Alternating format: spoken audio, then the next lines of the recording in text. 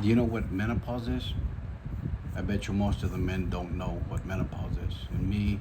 And my wife entered that phase of our lives about 5 years ago. She entered it. And that means I entered it. That means our household entered it, right? And I can tell you there was a lot of things that were occurring to her, from extreme pain, uh, emotional imbalances, estrogen levels dropped, even testosterone levels dropped, all things that mixed her emotions, gave her pains. She was inconsistent with her feelings. There was, it basically removes a woman's identity, right? The estrogen, a woman's identity. What makes a woman, right? And, woman, the stronghold of the world, right?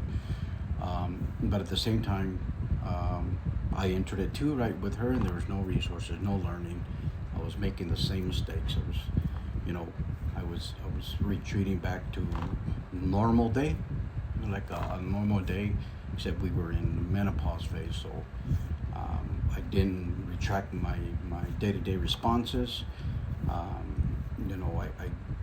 wasn't compassionate. I wasn't supportive, and not because I didn't want to. I just didn't know. I would just make reactions, right? So I made an effort. First of all, I knew there was no education for us.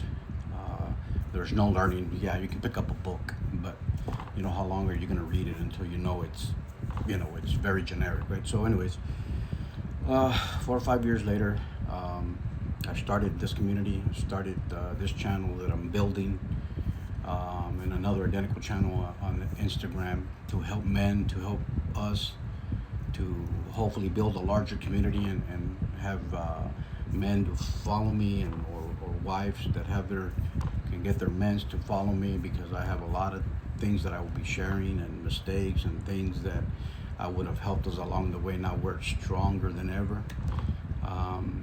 Even so much so that we even joined a prayer group, things I never would have thought of, right?